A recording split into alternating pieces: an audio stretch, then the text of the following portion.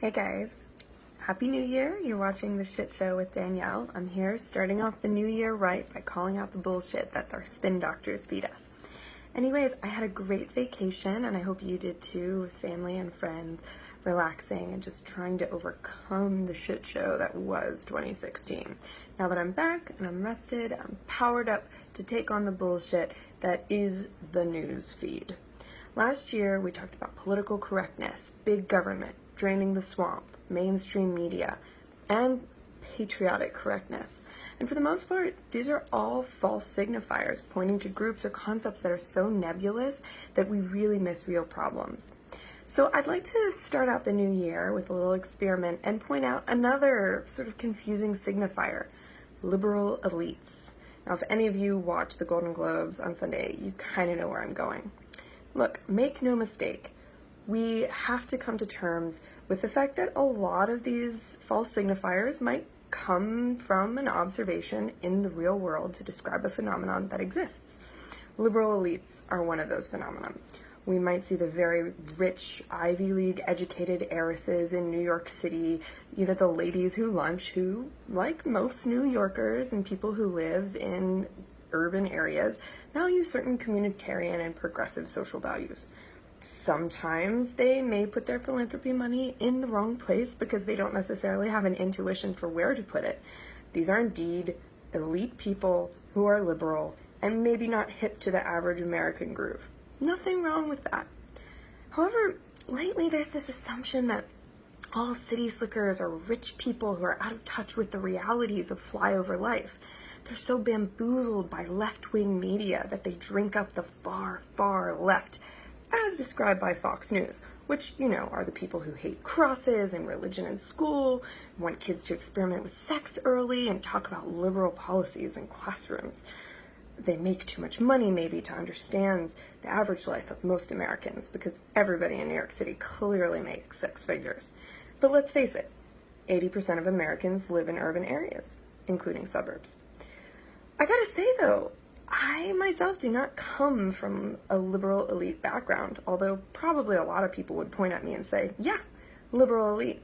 I come from a flyover farm in western Pennsylvania, and most of my family is, at least on one side, is conservative.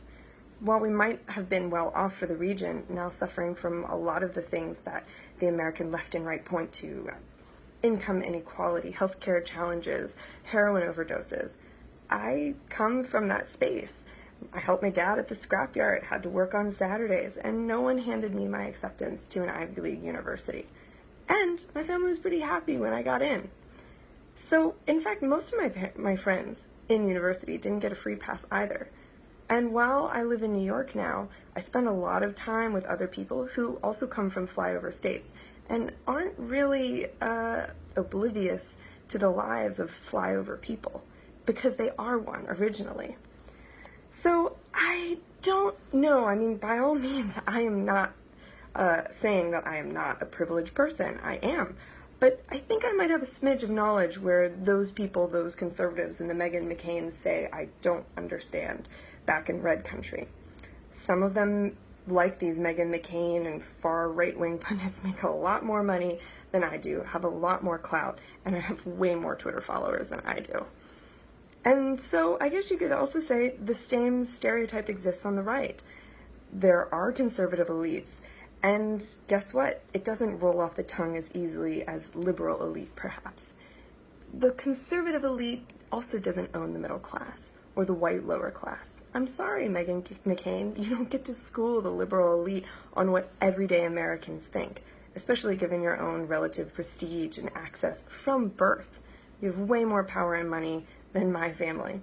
And I won't demonize you for your power or money, but I will question what you're going to do with it. There is a conservative elite, and right now they're all in office and getting poised to put more money into corporate welfare and take a lot of money, power, and necessary laws away from projects that will help the lower and middle classes.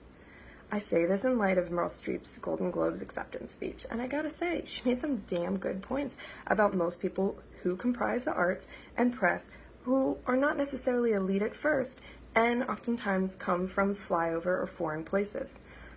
Let's be real, most artists come from pretty painful backgrounds in some tough places where art might stand in for therapy. Drive compels their ambition away from those circumstances, perhaps. Of course, some, like any diverse field, have many different places where they're from, where they're going. But should we really judge people?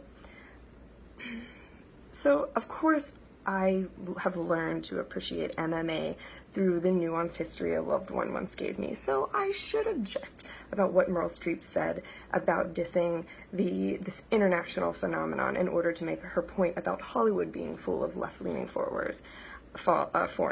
I would probably argue that MMA is also full of foreigners, and the NFL is full of African Americans who might lean left. All this said, lumping people into the wrong category of liberal elite will produce unwanted results and cloud the field of vision as to who the real villains are here. While Trump may be bigly sloppy with his words in true 1984 doublespeak, we cannot be. Anyways, this is The Shit Show, getting back into the groove of the new year. Thanks for watching.